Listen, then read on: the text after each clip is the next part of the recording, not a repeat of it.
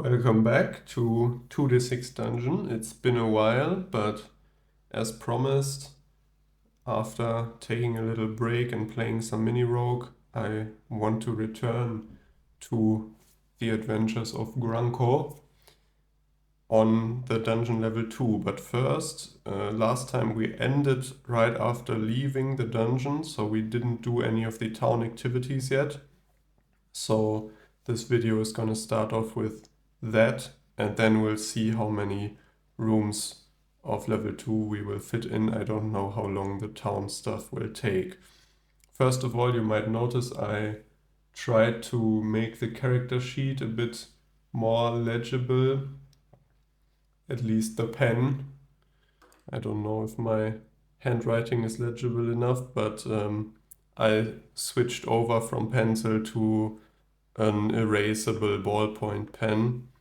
So I hope this is an improvement. If not, I'll see if I can find a different kind of pen. But I think this looks much better already, at least on the capture here on my monitor. Also, I have printed out the stack or the deck of cards for the enemies, all of them, and put them in sleeves I still had laying around because I printed them just on sort of thick paper, and this makes them easier to handle and shuffle, and they won't bend as easily. I often do that for print and play things, just on regular paper and then into plastic sleeves. Makes them almost like cards. Still a bit more floppy, but yeah.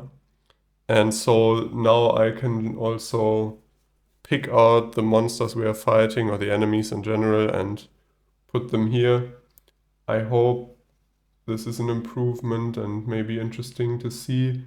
Now the dice sets are, for some reason, the tiniest symbols on these cards, although they might even be the most important part of information. They are super tiny.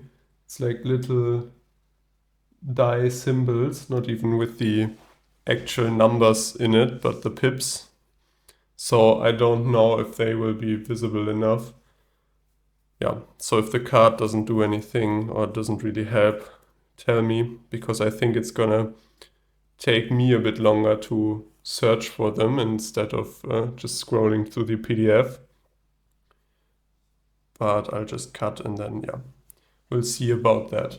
So, as I was saying, we have a nice and updated character sheet. I just erased everything step by step and rewrote it with the new pen. We've got 17 gold coins and a bit more treasure. Also some items we might be able to sell. And I think we'll see if we can't maybe buy some good equipment or something like that. So it says here, there are a number of places you can visit while in town, but you can only visit each location once due to time allowance, and either the tavern or temple that evening. But we'll start with the market, which first of all we can sell items. Now we don't want any armor, to sell any armor. Don't really have gems. Says gems retain their full value, but armor, scrolls, potions, and magic items are only worth half their purchase price.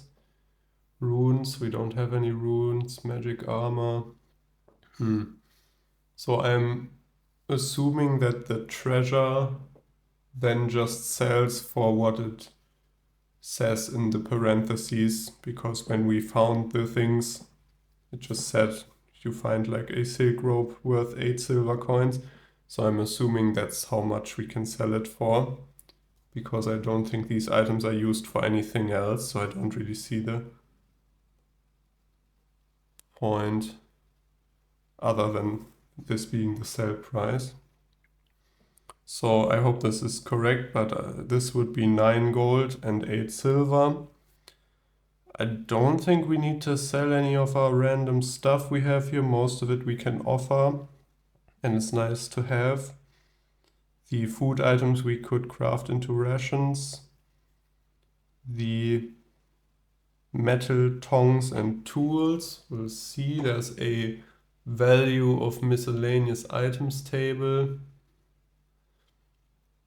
So says here metal tool hammer, 5 gold coins, but I don't think these metal tools apply. And they're broken as well, so I don't even know if anyone would buy them. I'm curious about the metal tongs, because they aren't listed here. Just says metal tool hammer. Not sure if we can sell the tongs or not. Could sell pouches, but they're not worth much, and we can use them for storage. Yeah, seems like we don't really have anything to sell but our treasure, so 9 gold coins, putting us at 26, and 8 silver coins, putting us at 59. Oh, actually, I think I forgot. That's not exactly how the market works. There's bartering, right? So we add everything up and then roll 2d6, add our level, deduct our precision, and then consult the bartering table. Okay, so let's roll here. It's a 7, adding our level, which takes it up to a 9, and deducting our, I think, precision, right? I said? Yeah. So we'll be at an 8. Let's look on the bartering table. 7 to 8, you managed to achieve the sell piece of the loot. Okay, so did nothing wrong there. Don't have to raise that again. But you can lose up to 50% of the sell price or gain up to 20% extra by bartering. Interesting. Now we can also buy items. All types of armor, magic potions, and magic scrolls are available, but no other magic items. Okay. Don't think we really need to buy potions because we have a lot. Scrolls, might take a look at them. But I think another piece of armor sounds really good. We must pay the full price listed. And miscellaneous items are available. Values of miscellaneous items table, that's the one I was looking earlier. So we could buy extra pouches or buy rope. I don't know. Let's look at the armor. So for 26 gold coins, what can we get there? No. So the bit more advanced pieces of armor have die sets that aren't only one die. So they might have like A5 and A4. And in that case, they trigger on 5s and they trigger on 4s separately, on primary 5s and or on secondary 4s. So you don't have to match both dice, only one, which is important. So what do we... I'm assuming because we have a padded tunic, we can't really buy another piece of sort of chest armor. Although could probably put like plate mail over the tunic, but that's too expensive.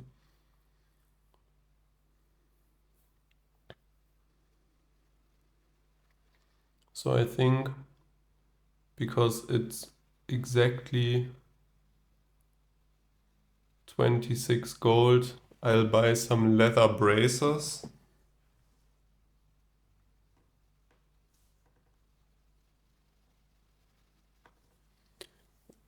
And they have a 6 and a 3.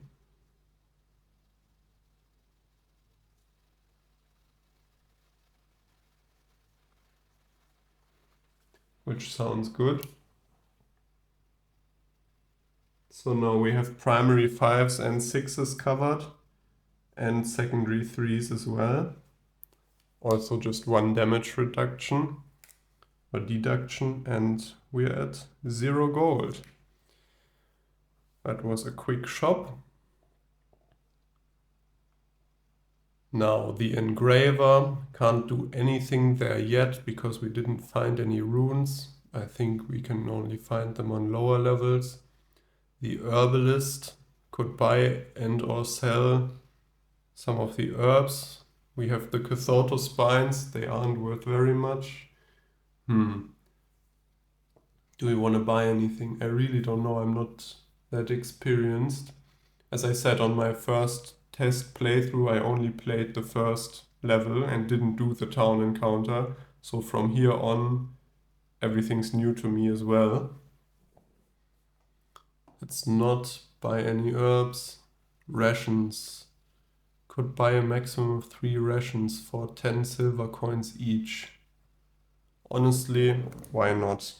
We haven't used any yet, but you can use them when waiting or to heal, and I think they're good to have and they don't spoil as far as I know. So then we're at 6 rations. Then there's the loot lockup, that's before we re-enter the dungeon, okay. Now in the evening we can either go to the tavern or the temple. Now because we don't have any small religious artifacts, minor religious artifacts, which you can donate to the temple, we could really only sit and gain a favor point. And I don't know, the tavern exploits sound more fun. Also there's the town hall. You can take part in friendly arm wrestling. That gives like buffs and or debuffs. Okay, let's roll 2d6 on the arm wrestle table and add our discipline. Let's hope we don't get a really bad debuff. Oh, and that's an 11 plus 1 from our discipline, so a 12. You're doing well and the crowd cheers you on, but you have pulled a muscle. During the break, a man comes up to you and gives you a healing salve.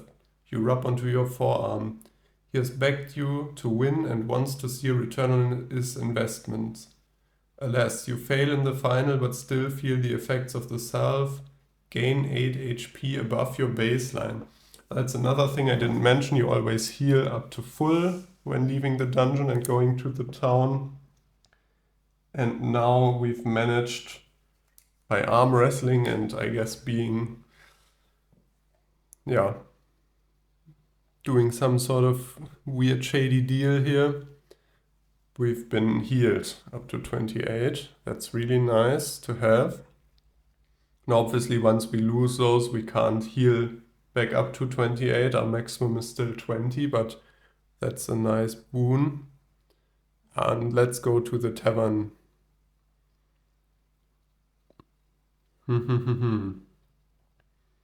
May swap tails over a few pints. If you wish to do so, roll on the tavern exploits table. It could be that what you learn may reveal something useful for when you return to the dungeon. Okay. It's a 5. The tavern is very quiet this evening, but it does allow you to talk to Frida, tending bar. She talks about some of the characters who've been in lately, including one group talking about finding another entrance to the dungeon and a distinctive stone that marks the spot. When you enter the dungeon again, you may exit that level 1 additional time, rather than pushing on to the next level before you can find another exit shaft. Okay, so that doesn't... Although actually... No, that doesn't really do anything for us, because we can then exit level 1 an additional time, but that doesn't do us any good. So yeah, these shafts, once you go back down, they collapse, and you can't look for another one then. So once per level you can exit. So that doesn't really do anything for us, but I think that's our tavern exploits and our whole town day done. Now last thing is the loot lockup. It's just like a safe place. On the original character sheet there's an extra box for it, where you can just store items. that might be damaged or destroyed or that you might wish to use later, it says here. And I think I will just write that on the back of the character sheet and probably put these metal tongs and tools there. Might keep the firewood with us. Again, because we haven't really run into any space issues or like, yeah, with carrying all that stuff, I'm not too sure if we need it or if that really only becomes necessary on later levels. I'll put them on the back. Okay, so finally, after all that preparation, let's go back into the dungeon and head down. So I've put our loot lockup on the back here. We're back in.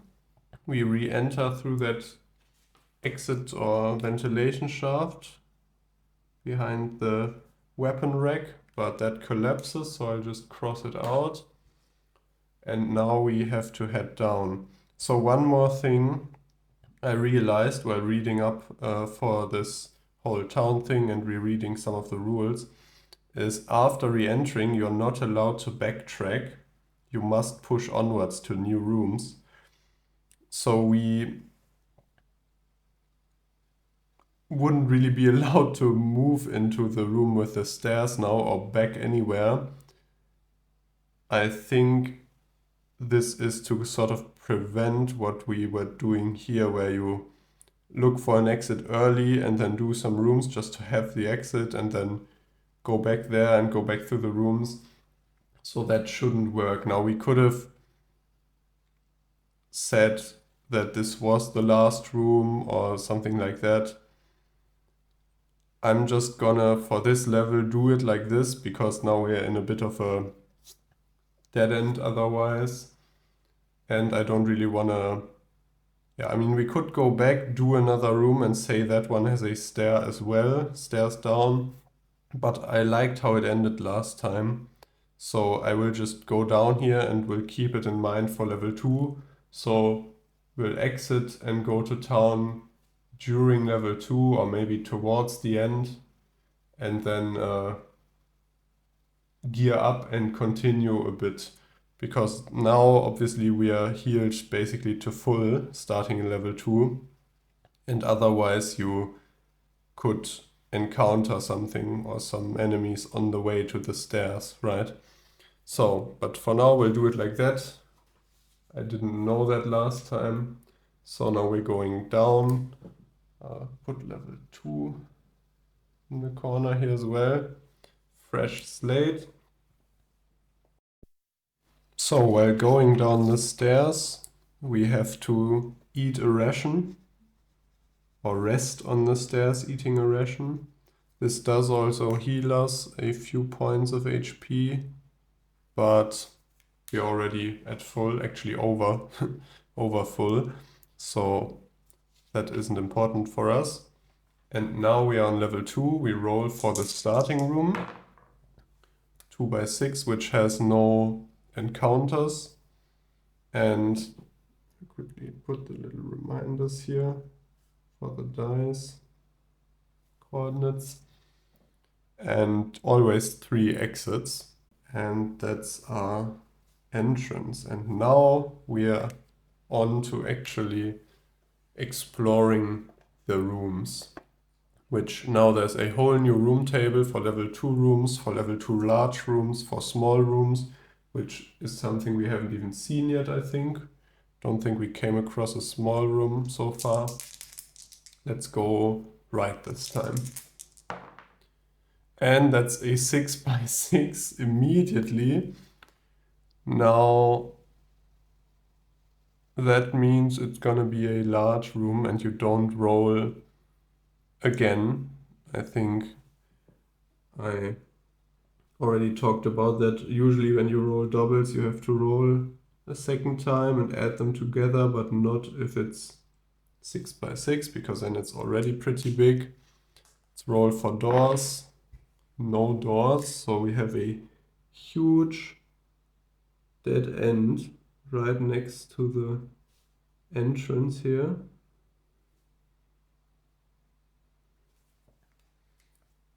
Interesting. Let's see what this might be. It's exciting. We didn't have many large rooms on the last level, I think. On the first one. Only one, I think. So, level 2 large rooms. It's another big roll. Again, these white and black dice. 11. That's unique. It's a dormitory. Dormitory. Unique. Lining the walls are bunks and you count enough for 12 men, but most are empty. Ooh. However, 2 are occupied. Roll on L1W and L1WO. They attack. And after roll on CT2. And it's got wooden doors. Now, that's not important for us because it doesn't have any more doors. Yeah, so L1W and L1WO. Now the PDF scouring begins again, but those were the wardens and workers. We already faced some of them. So level 1 wardens, the 6, which is a jailer and guard. And level 1 workers, a 5, which is a blacksmith. So this is our first triple combat, I think, right off the bat. I'll look for their monster cards or enemy cards quickly.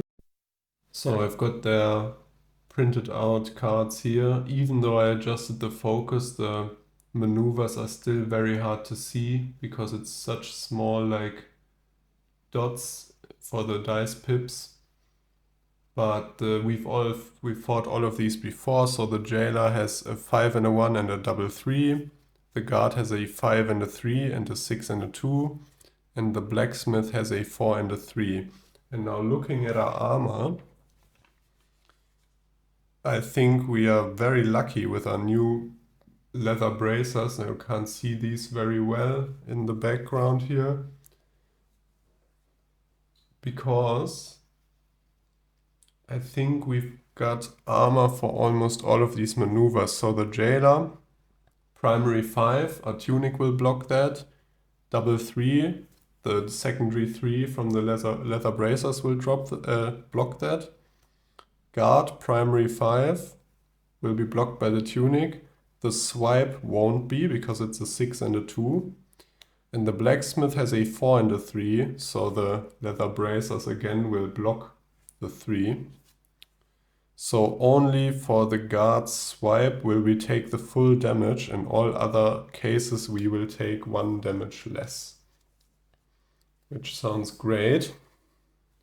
So I think I'll put them just here. No, that doesn't work because of the glare. Let's put them down here. We don't have any magic scrolls anyways. And start combat.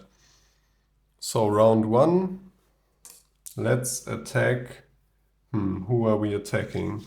So they all have pretty similar health, 6, 6, and 7. But I think I might change up my strategy here and go for the guard first, although she has the most HP, just because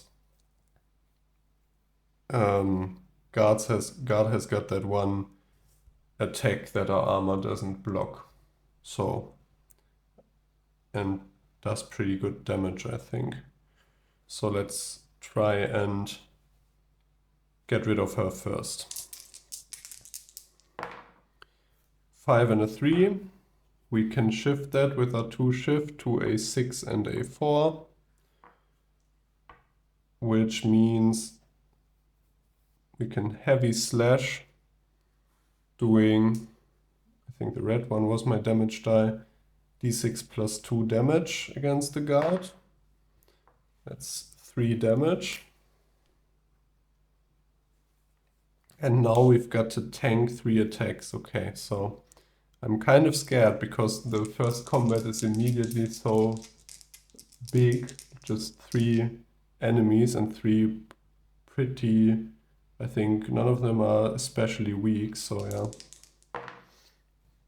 Now that's the jailer. I'm just rolling in order from top to bottom here. Maybe I should put the guard in the middle as well. So a 6 and a 3. Jailer's got 1 shift. They all have just 1 shift. He can't do anything with that. The guard. 6 and a 3. Oh, and that's gonna be that attack that we are not blocking.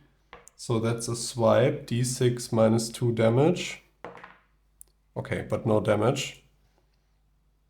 And the blacksmith. 6 and a 4. He can't do anything with that because he needs a 4 and a 3. Round 2. Let's attack the guard again.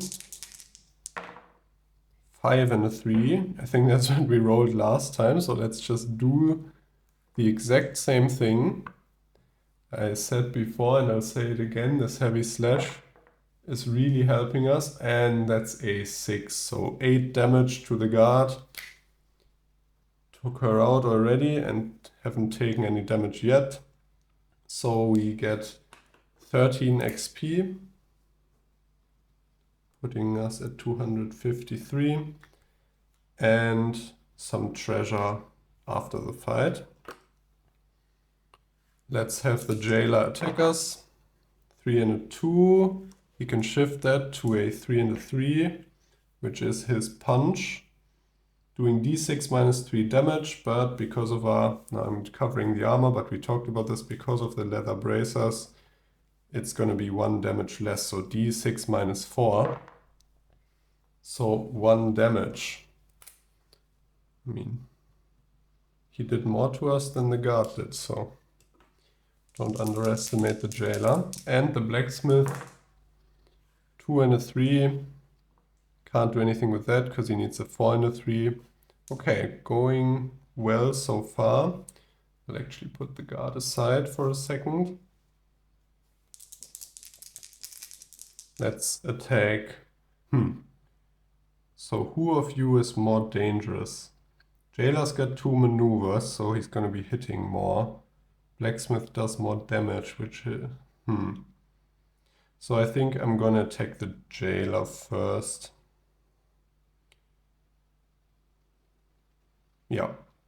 Now he's got the barge on secondary 2, so our thrust will be doing d6 minus 2 against him. So let's hope for a heavy slash again. 5 and a 2. It's not gonna be enough to get to the heavy slash. But actually the thrust, I mean, we'll take it if we have to. So d6 minus 2 from his interrupt. But we rolled a 6, at least something. So we're doing 4 damage to him. Let's have them attack us. 5 and a 4. Also we were in round 3. So 5 and a 4, the jailer can't do anything with that. And a 3 and a 1, which the blacksmith can't do anything with either. So round 4, now we get that extra shift. Oh, that's another change I made. I found a D4 and one in my Dungeon Crawl Classics dice set, which has like truncated, it's a truncated tetrahedron, I guess. And that way, if you roll it, the number actually points upwards. And so I think that'll be an improvement over the one I was using earlier. So this denotes our extra shift, a bonus shift. 4 and a 1, so with our 3 shift, what can we do here? So I'm afraid we can only get to the thrust again. Let's do that. So it's gonna be d6 minus 2 from his interrupt. I keep attacking the jailer. I'm gonna finish him off first. Although that didn't work out, so we're only doing 1 damage because of his interrupt. Have him attack us. 1 and a 3. Now he can do something with that. Not his sharp kick, which is good because that does a 1 point more. But the punch. Can shift that up to a 3. So our leather bracers will be blocking again. So d6 minus 4 again. No damage. And the blacksmith, 1 and a 5. He's been rolling terribly. Yeah, can't do anything with that. So round 5. 2 bonus shift, again attacking the jailer. 6 and a 3. I smell a heavy slash. And he can't do anything against that, and the damage doesn't matter because it's going to be doing 2 at least. So jailer has been disposed of, which is another 10 XP. Put him to the side. And now let's have the blacksmith attack us. 2 and a 5. Now he's got 3 shift as well, but that's not enough because he needs the 4 and the 3, so he's 4 away. Yeah, he's just been having terrible luck, I guess. And now we're at the maximum at 3 extra shifts, so 5 shift total. 5 and a 2. Let's convert that to a heavy slash. And he's got crossed arms on secondary 3s and 6s, so that doesn't affect us because it's secondary ones. Primary, we'd be very sad. But like this, it's 2d6. What am I saying? d6 plus 2 damage. But of course, we rolled really bad, so he's gonna live to fight another round. So from now on, all the movement-based interrupts don't work anymore because everyone's tired, because we are in round 7. Not even going to be counting it on the die there. That was a 1 and a 2 with his 4 shift. Oh, I think he's hitting us for the first time. Yeah, so with 3 of his shift, he can turn the 1 into a 4, and then with the remaining point of shift like that. So hammer blow d6 minus 1 damage. Uh-oh. But the bracers will block 1 of those. So d6 minus 2. And that's a 6. Oh. Yeah, what was I saying? d6 minus 2, so 4 damage. Wow, so we've already taken 5 damage in our first room. Level 2 is no joke. Now, to be fair, if we had rolled anything there, anything useful on a heavy slash, we could have killed the blacksmith without taking that extra attack, but yeah, that's annoying. So now, let's attack him. A 1 and a 2 ourselves. With 5 shift, we can only get to our thrust. So d6 damage, that's 4, which is enough. Nice, okay, so bit scary, but we've done it. We get another 9 XP, 272. And now we get to roll on all of these loot tables here. So MIT1, PT1, PT1 minus 1, and PT1 plus 1. Let's start with PT1, I guess, which I'll have to quickly look for. But I've gotten faster at looking for tables in the PDF because I've used them so much. So pouch table 1 is 2d6. Let's start with the lowest one, with the PT1 minus 1 from the guard. So that's a 9, minus 1 is an 8. There are some Maleko leaves inside. And now I don't have... Let's put the Maleko leaves here. First time we've gotten those, I think. Now these are kind of interesting because they're a herb or an ingredient that you can use all by itself as well. I think you can use them in some like balms and potions, but you can actually just chew the Maleko leaves and regain a bit of health. I think maybe it's only 1 point or 2, wasn't much. I don't remember exactly, but you can use them like that. Oh, and also I should put down the pouch. Yep. So then let's do the pouch table 1 without modifier. It's a much worse roll, nothing, the pouch is empty. Then again, at least it's another pouch. And let's do pouch table 1 plus 1. Terrible roll again, but it's going to be a 5. There are some dried pumpkin seeds in the pouch. Pouch. And then dried pumpkin seeds, which we already have some of those as well. Pumpkin seeds. Nice. Okay, and now MIT1 as well. I'll quickly look for that. Which is the magical items table, really? No, metal items table.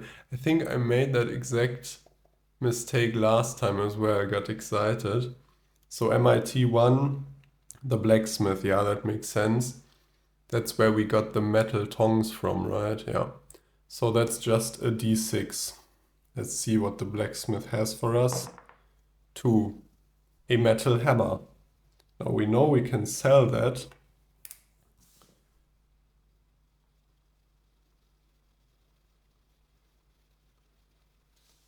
And I think that was 5 gold or something. Although probably we'll only get half the value, so 2.5 gold, but still, I think that's not too bad. Yeah. So fight went okay. And we've had the little cards as well with the images. I don't know if this artwork in this game, who made this, it's on here and doesn't say anywhere, or if the author made it himself, but it's so much artwork. I'm not sure. Could even be computer generated or AI generated. I don't know. Because his proportions look a bit off. Then again, maybe the jailer just took a few hits to the face and now he looks like that. I don't know. So let's continue on. Can't really go further into that direction, so let's go upwards from the starting area. This can't be real, can it? So another 6x6 room, which I'm gonna put like that. I mean, I'll take it, these large rooms. Let's hope we don't lose a lot of HP at the beginning of the floor here, because we are encountering so many large rooms. So 2 doors at least. Let's have one going up here and one here to the side, just so we can use that space after the other big room was a dead end. Again, I'm going to pretty these up off camera, but for now I just want to play the game, which will be rolling on the large room table. I've still got it open here. That's a 5, which is a penitentiary. The northeast corner is being used to hold captives. Oh, interesting. So we didn't actually liberate any prisoners. That's something else we could have had encounters from in town, encountering the prisoners or their families again. But we only found one prisoner and he was dead. So let's see if on this level we'll find more. The northeast corner is being used to hold captives. There are whips and knives on the table. Ooh, gruesome. The floor is covered in bloodied straw. fight a jailer and then roll on ENP1. And that's unique as well, and it's got reinforced doors. Oh wow.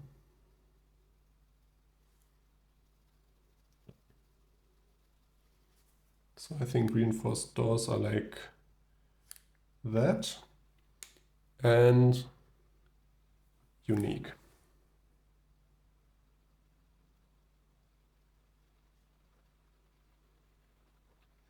And we're fighting a jailer again, which we just did.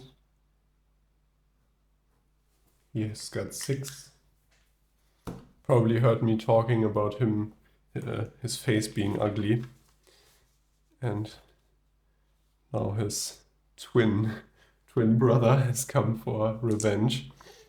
So let's start the fight here. No shift for us. We might even be able to take him out in one fell swoop with a nice heavy slash. If we get lucky. That is certainly lucky, I would say. So that's an exact strike. Actually not an exact strike, a prime attack, right?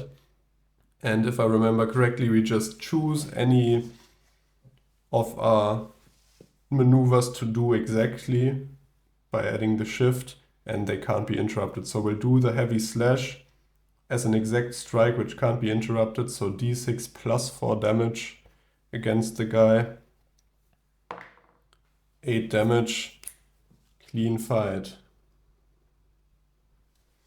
Clean fight. And another 10 XP. Perfect. So that's pouch table 1 again, which I've still got open here. Plus 1. 7 plus 1 is 8. Another pouch of Maleko leaves.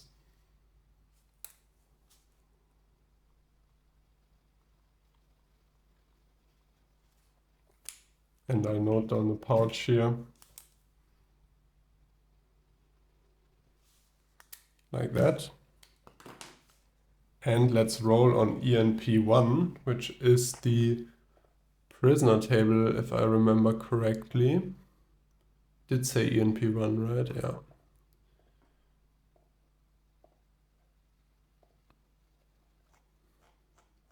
Quick scroll here. Encounter prisoner table. Let's hope this time prisoner isn't dead. A6.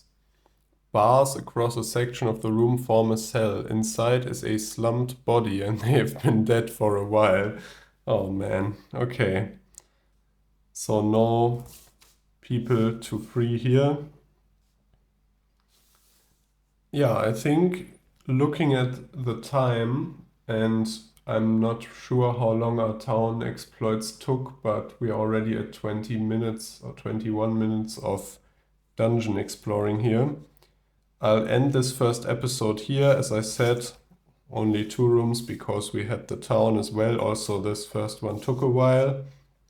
Again, I'll pretty everything up off camera, and I'm excited to now dive into the actual exploration of level 2. I think we have a few episodes before us or ahead of us of just level 2 rooms. Now, they're not going to be as many if we keep rolling these big rooms, but hey, we'll see. And we might even die and not make it very fast, so never know. But so far, I think we're looking nice.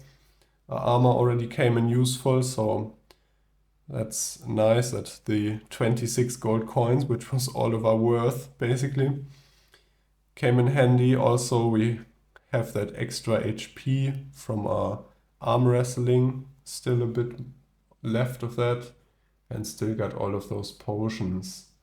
So yeah, see you then. Till then, take care and have a nice day.